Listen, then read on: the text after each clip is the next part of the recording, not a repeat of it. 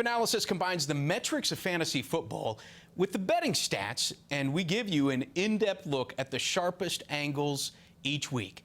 For more on that, we turn to our expert and sports handicapper. You can find him on Twitter as Old Man Who Bets, Geoff Sheasby. And Geoff, I want to open things up with the Jets here.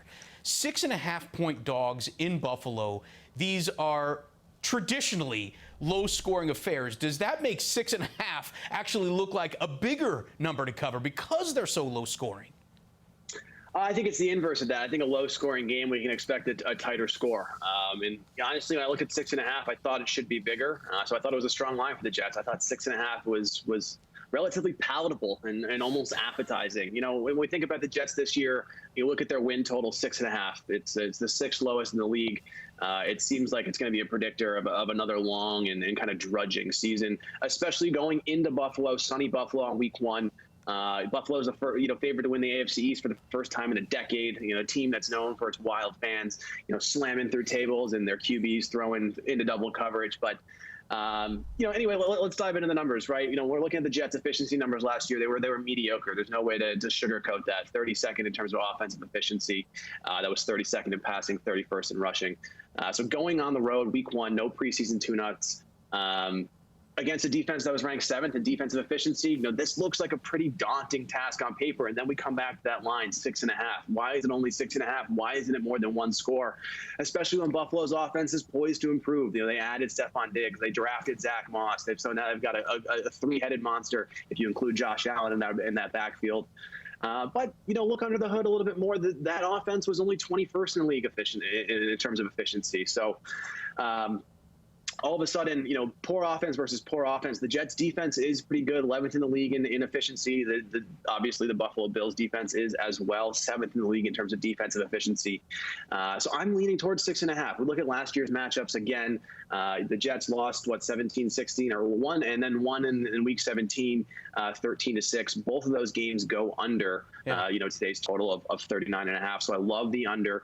And both of those games would have covered 6.5. It's the AFC East always seems to play each other very, very close. Even if it's the Patriots back in their prime versus the Jets, always a close game. So I think the Jets is going to be a pretty good play at 6.5. Are they going to win? Probably not. I did take under 6.5 for their total wins this year at -130. And I think a fun fact here of what people don't necessarily think about the Bills looking at last year's stats is they were 7-7 or 4-4 at home and 6-2 on the road. You think about Buffalo, you think about that hostile environment, you think about those cold temperatures, you think about it's a place that everybody hates to play, but they weren't winning all their games there. So I think that also fuels the argument that there could be value on the Jets at 6.5. And I would tread lightly. It's week 1. Don't put your house on it, but I think it's a good bet. I always think that fantasy football can somehow be intertwined here with sports betting, and I think that if you were to watch the fantasy drafts this week, you saw fantasy drafts can be an early indicator of players to watch early in the season. Clyde Edwards-Helaire, the running back out of Kansas City, certainly proved himself on Thursday night to be worthy of a first-round pick, but we're also now seeing that Josh Allen is being drafted as the 7th best quarterback in the NFL. Does that give you an indication that this offense in Buffalo is set to take a step forward? I think it does. He was a top 12 quarterback last year in fantasy as well, and that's because of his rushing yards. As a fantasy quarterback, having those yards really just sets your floor that much higher. You get more points that way. So Josh Allen can throw for 200 yards and no TDs, but run for 100 yards, and he'll still get you 17 points. That's a solid effort from a QB. So, I think when you combo that with the fact that they are favored to win the AFC East, is it because the Patriots are potentially down this year? Sure. There's no Tom Brady in the AFC East anymore. It's more wide open than it ever has been. But nonetheless, the line is under one score. The data for this offense doesn't look great. Both defenses are awesome. So I wouldn't look too much as a correlation of Josh Allen going 7th in terms of QBs to Josh Allen and the Buffalo Bills covering games as I would. Other than I'd be happy to have them on my fantasy team.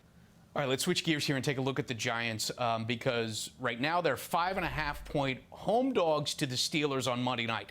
The Steelers could have the best defense in the NFL this year. Is there any reason to believe that the Giants' offense has progressed enough to push the pace?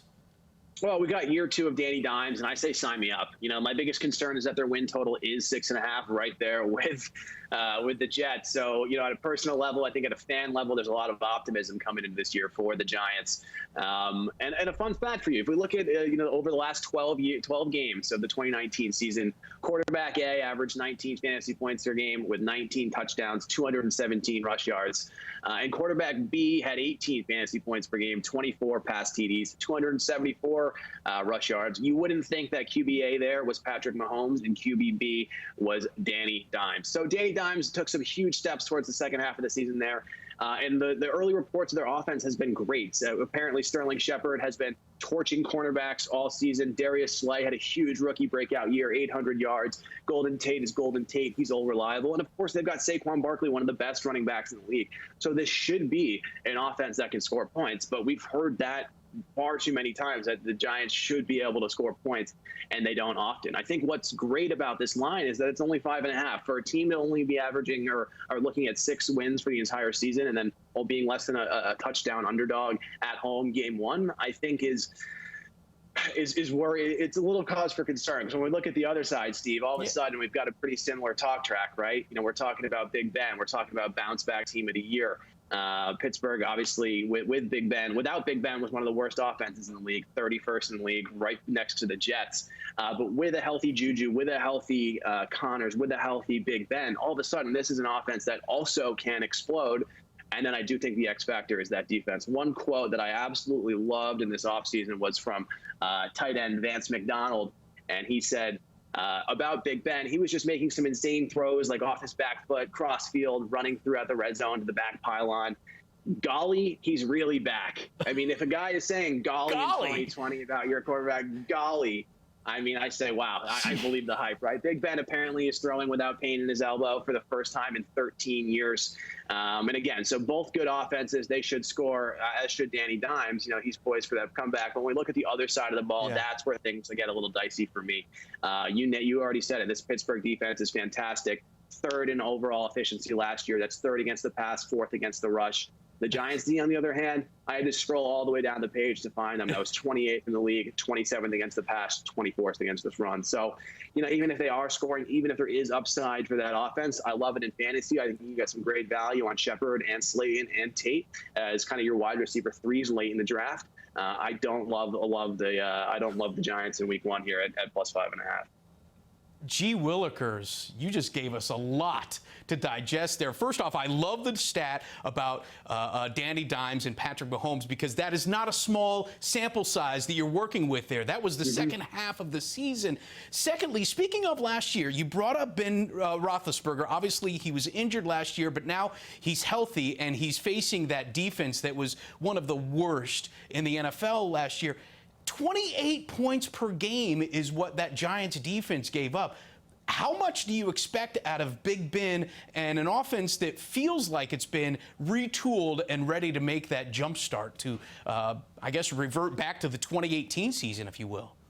Yeah, I think they're going to make that jump back to the 2018 stats where, Big Ben's going for 5,000 yards pretty quickly. The fact that he's saying he's had literally pain in his elbow for 13 seasons and now it's gone, I think is huge. I mean, obviously time will tell. He's a little bit older.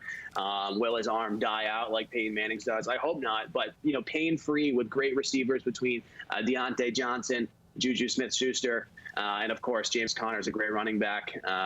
It feels like some good stuff's going to happen in Pittsburgh this year. Combo that with a big defense. I think they're going to be tough to beat. I think Big Ben is poised for probably comeback player of the year. I'd say probably his to lose. And, again, that Giants defense is not instilling too much fear, I think, in anybody right now. Maybe we'll be surprised, but it feels like it should be a pretty big offensive output from the Steelers, and I just don't think that the Giants will be able to keep up, especially just when it looks at defense versus offense, then offense versus defense. I think it could be a long day in the Meadowlands. Well, golly, Geoff, I can't wait to see, because the NFL Week 1 is officially here, and that is a look at his plays for the Jets and the Giants. Make sure you check out our other segment with his top plays of the week. For Geoff Sheasby, I'm Steve Overmyer. This is Fanalysis.